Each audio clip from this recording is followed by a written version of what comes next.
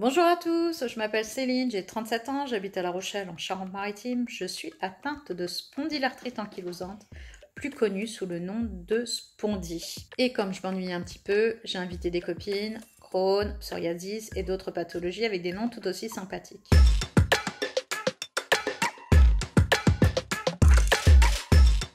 Mon diagnostic a été assez complexe compte tenu que mes premiers symptômes ont débuté il y a plus de 15 ans de cela, mais qu'à ce moment-là, les médecins n'arrivaient pas à déterminer ce que j'avais réellement, mettant l'étiquette du stress, de l'angoisse, du psychologique. Les années ont passé et mon état s'est très vite dégradé. Et après, il a fallu reprendre 15 ans de dossier médical. Quand le diagnostic est tombé, ça a été un énorme soulagement. Ma première réaction, ça a été le soulagement et surtout la joie limite d'avoir enfin un diagnostic. Parce que quand vous passez 15 ans à ne pas savoir ce que vous avez, il n'y a rien de pire. Là, à ce moment-là, j'avais juste une envie, c'était de le crier à la terre entière, de dire ça y est, vous voyez, là j'étais malade, j'étais pas bien, je souffrais énormément, on m'a pas cru, ben là ça y est, voilà, j'ai quelque chose. C'est une réaction un peu bizarre sur le moment, mais nécessaire en fait. On a besoin de le prouver, de dire bon bah voilà, il y a quelque chose. Et la deuxième réaction, ça a été bon bah ok, j'ai ça, mais que vais-je devenir? Et à ce moment-là, mis à part mon médecin, j'avais personne à qui en parler parce que bon, avec un nom comme ça. Donc la première réaction, ça a été d'aller sur internet. Et quand j'ai vu les sites internet, en fait, c'était avec le même discours que ceux de mon médecin. Donc en fait, ça allait pas du tout. Et je cherchais vraiment des personnes qui vivaient exactement ce que je vivais et là je les ai pas trouvées. Du coup j'ai décidé de faire ma propre page en me disant bon ben voilà, moi je vais partager mon quotidien avec ma spondie et puis je vais voir si les personnes sont réactives, si ça peut marcher. Et à ce moment-là je me suis rendu compte qu'il y avait énormément de personnes, des milliers et des milliers de malades qui m'ont contacté pour me dire ah, enfin un endroit où on puisse en parler. Et c'est là où tout le projet de Sun est nécessaire. Parce qu'en fait, moi, je suis à une petite échelle, mais Sun peut le faire à une énorme échelle. Il faut aider absolument cet engagement, en fait. Parce que quand on est malade, notre seule personne à qui on peut vraiment parler, c'est notre médecin. Et nous, ce qu'on recherche, c'est des personnes qui vivent ce qu'on va vivre. Parce que quand on a un diagnostic, on ne sait pas réellement ce que va devenir notre avenir. Donc on panique. Donc on a envie de se retrouver dans des personnes, d'être assuré.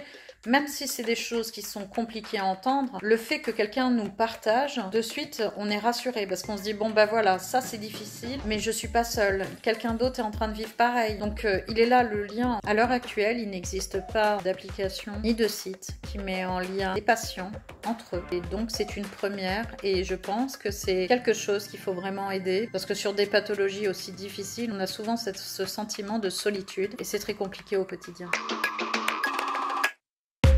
Pour ma part, pour ce qui est de ma pathologie avec mon quotidien et mon entourage, je veux dire, ça a été assez compliqué parce que je donne une image constamment de personnes qui arrivent, qui fait tout pour s'en sortir. Je ne montre pas forcément mes faiblesses. Et malheureusement, pourtant, j'en ai énormément. Et il est là mon tort, c'est que sur des pathologies qui sont comme ça invisibles, on a tendance à se mettre en fait dans un rôle de bah, je vais bien, tout va bien, alors que c'est pas du tout le cas. Et en fait, on a l'impression que les seules personnes qui peuvent réellement nous comprendre, c'est les personnes qui sont malades comme nous. Et parfois, en fait, juste le fait de l'expliquer à l'entourage, c'est très compliqué. Et le fait de parler avec d'autres malades, ça peut nous donner les clés pour pouvoir aborder le sujet avec l'entourage, le professionnel et tout ce qui entoure. Pour ma part, c'est très compliqué au quotidien, mais j'ai toute la force nécessaire pour pouvoir aider d'autres personnes parce que j'ai pleinement conscience des capacités que j'ai en tant que malade et je connais parfaitement ma maladie.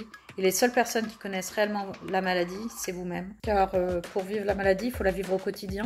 Et il n'y a que vous qui pouvez savoir comment vivre au quotidien avec une maladie comme ça. Et j'aimerais que par le biais de Sun, en fait, on fasse reconnaître le handicap invisible. Parce qu'en fait, sur des pathologies comme ça, c'est très compliqué d'être crédible. Alors qu'on est malade et on a envie de le faire entendre. Et je souhaite aussi, par le biais de mon expérience qui a été assez chaotique du fait de sa durée, de sa longueur de diagnostic, pouvoir aider en fait des personnes et surtout rassurer. Parce que maintenant les diagnostics tels que ma pathologie sont plus facilement diagnostiqués. Mais c'est aussi pour donner de l'espoir aux personnes qui arrivent avec des diagnostics aussi difficiles, de se dire bon ben voilà, ok, je suis malade, mais il y a une vie à côté, je suis pas tout seul surtout. Il faut surtout pas se renfermer dans la solitude, dans notre petite bulle de maladie. Non, non, il y a quelque chose au-delà de cette bulle et c'est humainement enrichissant. Il faut vraiment saisir les mains qui sont tendues. Et je pense que Sun fait le nécessaire justement, tend énormément de mains et que ça pourra aider un maximum de personnes qui se sentent seules.